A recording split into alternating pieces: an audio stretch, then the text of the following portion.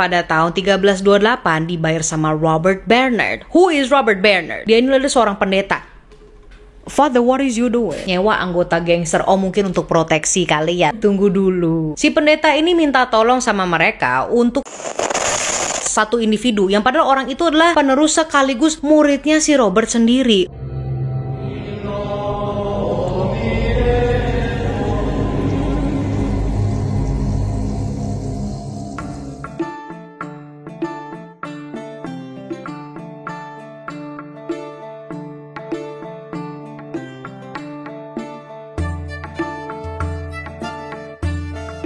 Hey guys, Vigets, apa kabar? How are you? Hari ini welcome back to Black Museum. Berhubungan belakangan ini gue lagi demen acara Naga-Naga House of the Dragons. You all know, kalau kalian subscribers lama, kalian tahu gue penggemar Game of Thrones. And obviously gue juga ngikutin House of the Dragon. Apalagi tahun ini mereka konfirmasi kalau mereka lagi syuting untuk House of the Dragon season 3. But enough about me fangirling Aemon Targaryen. Walaupun sekarang gue udah rada move on lah ya ke Nanami Kento yang nyata Park Hae-seo.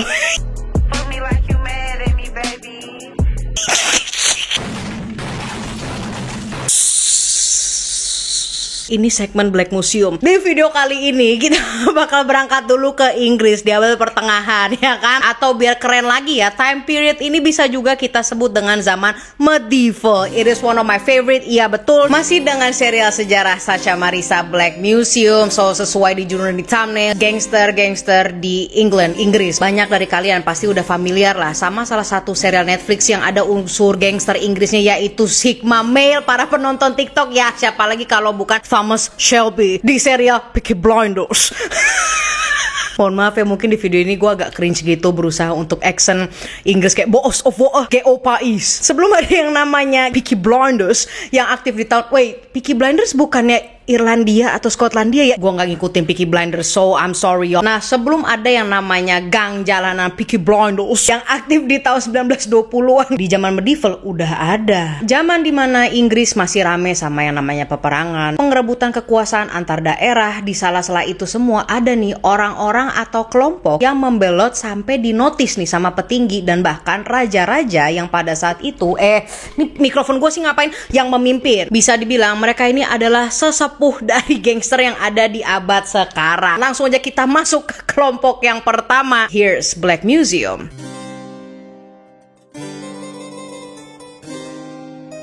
Number 1, Hereward the Watchful One. Hereward atau lebih dikenal dengan nama jalanannya yaitu Hereward the Wake, lahir dan tumbuh di sekitaran tahun 1035 di daerah Lincolnshire, England. Si Hereward ini besar dan tumbuh sebagai bangsawan Inggris dan lebih tepatnya itu bangsawan Anglo-Saxon. Jadi dia udah agak punya status ya.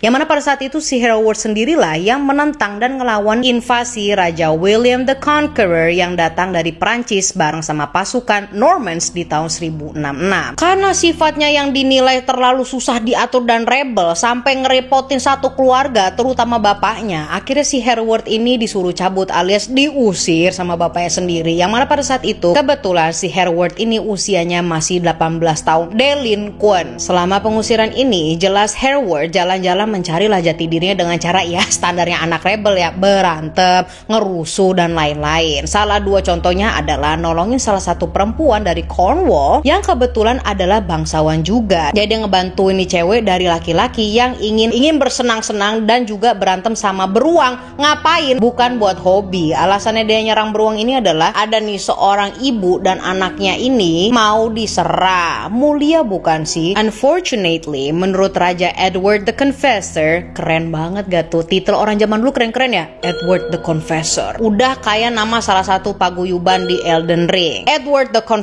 nggak suka karena jagoan kita ini cuma sekedar bocil ganggu aja gitu loh, bocil ganggu yang ngerepotin kerajaan. Makanya si Hereward ini dianggap sebagai outlaw atau criminal oleh Raja Edward. Padahal kalau dilihat-lihat kan dia kayak membantu nih. By the time si Hereward ini bentrok sama invasi pasukan Normans di tahun 1066, dia udah dikenal sebagai mercenaries atau tentara bayaran, lengkap sama anak-anak buahnya. Oh ternyata begitu. Di tahun yang sama inilah Hereward dan anak buahnya yang udah terkenal itu balik lagi lah ke kampung halamannya di Lincolnshire cuma untuk ngeliat kalau ternyata daerahnya itu sudah dikuasain sama pasukan Normans. By the way, kalau kalian lupa, Normans tuh mereka tuh dari Prancis. Nah, terus ditambah lagi nih, dia dapat kabar kalau saudaranya juga sudah meninggal dunia di tangan pasukan Normans. Hal ini bisa terbukti dari kepala saudaranya si Hereward yang sudah terpajang di tiang. Dari sinilah Hereward barengan sama anak-anak buahnya sepakat buat menghabiskan semua tentara Normans yang mereka bisa temuin. Termasuk 15 orang tentara Normans yang ada di dalam tavern atau bar gitu zaman medieval renaissance, lagi santai ngecil kan tuh, tawa tiwi, minum ale, mead, langsung dihabisin semua sama si Hereward. Fast forward di tahun 1070, tahun dimana pasukan Normans ini masih ada dan berkuasa di Inggris, tentu saja Hereward and the boys juga untungnya nih ya masih bisa survive dan masih aktif. And yes, mereka ini masih mempunyai rasa dendam yang keras. And now what happened? Mereka ini ketemulah sama pasukan tentara Denmark yang tiba-tiba datang. Kedatangan tentara Denmark ini ngebuat orang lokal dan Hereward punya harapan baru nih. Eventually, Hereward and the boys ini bikin perjanjian lah sama tentara Denmark buat maju ngelawan pasukan Normans. Dimulai dari si tentara Denmark ini mau Hereward and the gangs kayak disuruh gitu lah ya. Mereka ini disuruh buat menjarah salah satu monasteri atau tempat biara gitu yang katanya mereka nih para the Normans ngumpul di sana. And what happened? Ya kelar deh itu, udah dibunuh-bunuhin kan. Namun tanpa sepengetahuan Hereward, ternyata tentara Denmark ini udah duluan bikin perjanjian sama Raja William dan diperbolehkan pergi sama Raja Prancis. Yes, di sini William itu sama Norman. Jadi mereka ini tentara Denmark bikin perjanjian untuk mengelabui Hereward and the boys dan dia diperbolehkan untuk membawa semua hasil jarahannya untuk tentara Denmark. Yo, it do be like that. Peperangan zaman dulu itu banyak backstabbing. Dan di sini posisinya Hereward and the boys pun baru nyadar kalau yang mereka bunuh di monastery itu bukanlah the Normans. Jadi bisa dibilang mereka itu membunuh orang yang salah dikarenakan influence trik permainan tentara Denmark dan Raja William. So at the end of the day, Hereward and the gang mau nggak mau tetap maju ngelawan pasukan the Normans dengan kekuatan ya apa adanya lah. Yang mana jelas mereka ini ya kewalahan dan berujung surrender. Tapi untungnya menurut sejarah yang ada nih, si Hereward sendiri ini disuruh kabur sama pengikutnya, sementara sebagian besar anak buahnya itu ditahan pasukan Normans dengan sekuat tenaga supaya si ketua geng ini bisa kabur dan selamat. Kurang loyal apalagi itu anak buahnya ya kan. Kabarnya nih ya ada yang bilang kalau si Hereward ini berujung meninggal juga di tangan pasukan Normans. Unfortunately, tapi di beberapa versi banyak juga yang menulis bahwa si Hereward ini berhasil kabur dan hidup tenang bareng beberapa anak buahnya yang tersisa, dan dia dikenal sebagai symbol of resistance bagi orang-orang Saxon.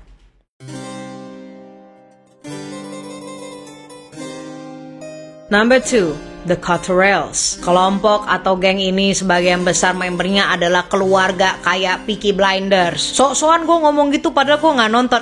Cuma tahu dikit-dikit aja gitu kan, Shelby Family. Dipimpin sama kakak tertuanya yang bernama James Cotterells, yang diikuti juga sama dua saudara laki-lakinya yaitu John and Nicholas. Mereka aktif dan mulai dinotis nih di kisaran tahun 1320 hingga 1330-an. Masa dimana Inggris lagi rame-ramenya perang politik gara-gara Raja Edward kedua. What is wrong with Edward? Yang dimana si Raja Edward kedua ini udah gak dipercayalah sama para bangsawan lainnya karena sifat si rajanya ini yang dinilai terlalu memihak sama satu individu tertentu. So now what happened with the Cotterells? Nih Cotterells sendiri ini punya kebiasaan ngecamp atau bikin tongkrongan sendiri di daerah hutan-hutan. Bukan kayak di tavern, enggak. Mereka milihnya hutan. Is you Robin Hood? Karena saking identiknya sama itu tongkrongan ya. Di area sana ini mereka punya nama lokal yaitu Greenwood Gang. Sama seperti kelompok kriminal biasanya nih, mereka ini kerjanya ya ngerampok, nyolong. I told you, is you Robin Hood? Dan juga jadi kang pukul. Pokoknya segala sesuatu yang melibatkan tenaga terus terbilang instan atau ilegal. Kemungkinan besarnya mereka ada di situ. Nah, salah satu kejahatan mereka yang tercatat adalah ketika Cotterell Boys pada tahun 1328 dibayar sama Robert Bernard. Who is Robert Bernard? Dia ini adalah seorang pendeta. "Father, what is you doing?" Nyewa anggota gangster, oh mungkin untuk proteksi kali ya. Tunggu dulu. Si pendeta ini minta tolong sama mereka untuk mukulin seseorang. I'm talking about satu individu yang padahal orang itu adalah penerus sekaligus muridnya si Robert sendiri. Oh, nah dari kerjaan profesionalisme ilegalnya mereka ini jadi dinotis nih sama petinggi-petinggi lain dan orang-orang berpengaruh lah di lingkungan gereja, pendeta, hingga berkembang lagi ke orang-orang bangsawan. Gak cuma dibayar sama orang-orang kaya aja, but at the same time mereka juga udah dapat privilege dan perlindungan dari orang-orang berpengaruh. Dah keren dia punya status gitu. Jadilah kelebihan ini dimanfaatin sama Cotterells untuk melebarkan sayap dan banyak merekrut orang. So what happened? Salah satu bangsawan punya nama Roger Dooley yang mempunyai titel Lord of Mapleton, ya berarti dia itu penguasa di area Mapleton lah ya. Awalnya ini ditugaskan buat nangkepin The Cotterells. Nah lo, yang tapi malah berujung joinan sama mereka di tahun 1330. Gila, ini membernya elit nih lama-kelamaan ya kan. Nah kabar terakhir dari kelompok ini adalah sebagian besar dari mereka udah nggak kelihatan lagi. No one knows. Tapi yang pasti si ketua alias James Cotterells itu udah bebas dari segala macam pelanggaran yang pernah dia lakuin, mulai dari penipuan, pemberontakan, mukul orang, sampai pipisin properti sembarangan gitu ya, barang-barang orang sekaligus. Juga udah dimaafin lah semuanya di tahun 1351, di pardon. Tetapi nasib terakhirnya atau cerita bagaimana dia meninggal, tinggal di mana, gak ada yang tahu. Jadi kalau di catatan sejarah ya cuma highlightnya dia aja and nothing else.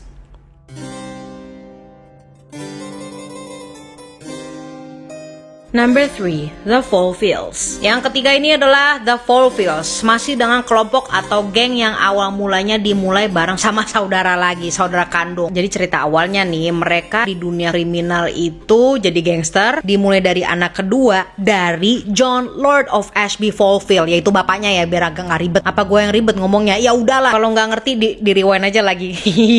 So anyways, bahasa gampangnya adalah si John ini punya anak banyak kan tuh. Nah anak keduanya itu dipanggil Eustace Fallfield. Dia ini gak seneng sama kepemimpinan Raja Edward kedua. Dipimpin sama kakak tertuanya yang bernama James Cotterells. Mereka aktif dan mulai dinotis nih di kisaran Raja Edward kedua. Oh, jadi ini di timeline yang sama dong, sama The Cotterells. Gak suka sama Raja Edward kedua. And by the way, Raja Edward kedua emang banyak masalah ya. Don't nobody like him. Mungkin gue bakal ngebahas tentang nih raja in the next video, maybe next Black Museum. Tapi gue lanjut dulu ya. Kenapa mereka nggak suka sama Raja Edward kedua? The Fallfield menganggap raja ini dikenal nggak jujur dan semena-mena. Jadinya mereka ini dimulai dari ngebocorin kejelekannya si raja. Kalau skandal A, skandal B itu gara-gara Raja Edward kedua, this and that. Terus mereka merampok rumah-rumah bangsawan yang dekat dengan Raja Edward kedua. Terus penculikan pula, sampai yang paling parah adalah ngabisin orang. Matter of fact, di tahun 1326, Fallfield Boys yang dibantu sama 50 orang sukarelawan dengan gilanya menyerang iring-iringan Sir Roger de Bella. Siapakah Roger de Bella? Dia ini adalah orang yang dikenal sebagai supporter keras ya Raja Edward kedua, dan jelas udah terbukti juga korupsi besar-besaran. Disinilah jelas si Roger enggak selamat dan meninggal dunia dengan sadis di tangan Fallfield Boys. Jadi mereka ini telah nusuk di bagian collarbone atau leher nih ya, di sini nih sampai ke jantung, ditarik gitu, diberet. Nah, kematiannya Roger de Bella ini jelas bikin Raja Edward kedua jadi lemah dan agak ketar-ketir juga. Oh gila, ada geng barbar ya di luar sana. But then udah jelas dia nggak mau diam aja. Konsekuensinya adalah Fallfield Boys sebagai pelaku utama dinyatakan sebagai outlaw atau kriminal, terpaksa harus kabur ke luar kota karena mereka ini dikejar lah sama pasukan Edward kedua. Ya jelas lah, lu mau menentang raja. Sebagai penonton Game of Thrones, you do not cross Cersei Lannister. Seize him. Cut his throat. I do love me some Targaryen, Daenerys Targaryen. Bahkan travel blog gua namanya Targaryen Travels. I love Cersei. Power is power. Anyways, let me go back. Jadi setelah beberapa tahun hidup jadi buronan kan tuh, pada tahun 1327 somehow mereka ini fulfill diperbolehkan balik lagi karena pelanggaran mereka ini ngabisin Roger udah dimaafkan. Is it really? Tapi ya mau gimana pun juga mereka ini kan gangster alias kriminal. On the day mereka balik ke kampung halamannya, mereka tanpa ragu langsung bikin rusuh dan ngancurin, terutama nyulik-nyulikin orang buat mereka tuker jadi uang. Ada juga nih satu saat dimana mereka ini dibayar sama seseorang untuk ngancurin kincir air seorang petani. Kesian gua nih kalau kayak gini rusuh memang nih geng. Ngapain kincir petani dirusakin? Emang rese. At some point Fulfill Boys ini akhirnya ketemulah sama salah satu gangster lain, yaitu The Cotterells. Nah yang tadi gue bilang satu timeline, ternyata iya. Gue pun juga hampir lupa. Makanya I was surprised karena memang sama-sama kriminal dan butuh duit gitu kan ya. Apakah mereka duel hebat terus peperangannya itu sadis? No! You son of a bitch.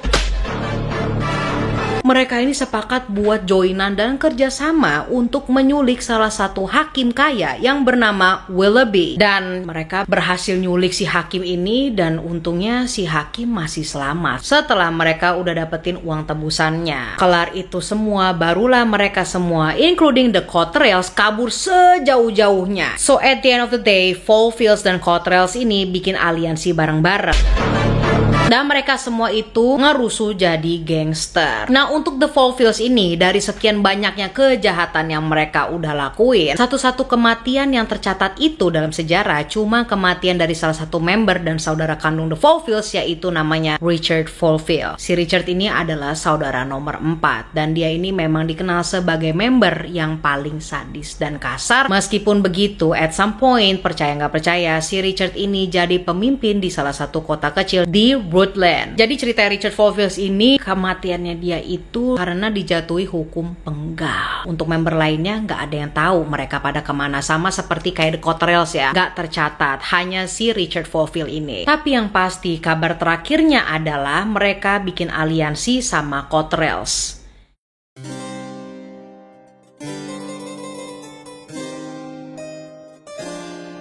Dan itulah gangster-gangster medieval Eropa yang ngebuat raja jadi kebakaran jenggot. Menurut kalian gimana? Bisa nggak kira-kira mereka itu diadu sama gangster abad 21?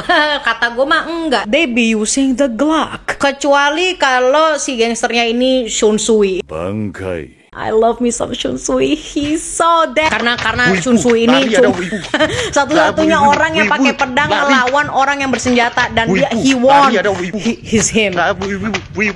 Lari. I love Shun Sui, yo. But my heart is for Nanami Kento. Mohon maaf wibu bagi kalian yang baru join Sasha Marisa YouTube channel. Walaupun gue itu punya kastil, kehidupan malamnya itu adalah nonton anime. I guess this is it, y'all. Thank you so much for watching today's Black Museum. Don't forget to like, subscribe, follow girls Instagram Sasha X Marisa. Dan tenang aja, itu pasti ada setiap minggu. Bukan hari Minggu, tapi every week di hari nggak tahu, suka-suka gue. Goodbye and I love you guys. Nah di tahun yang Mama! Bisa dibilang mereka ini adalah sesepuh dari gangster yang ada di abad sekarang. Belum ada tuh Tokyo Manji Gang. Ya woi, gue sempet nonton Tokrev dong gara-gara. Padahal endingnya, maaf nih gue pengen spoiler, is not good yo, endingnya jelek. What is that? Kalau kalian nanya kenapa gue bisa nonton Tokyo Revenger, ya karena perkara Haitani Brothers. Nggak usah ditanya selanjutnya. Ya gue juga belum nonton Windbreaker, katanya agak mirip-mirip sama Tokyo Revenger. Oke, bukan masalah perwibuan.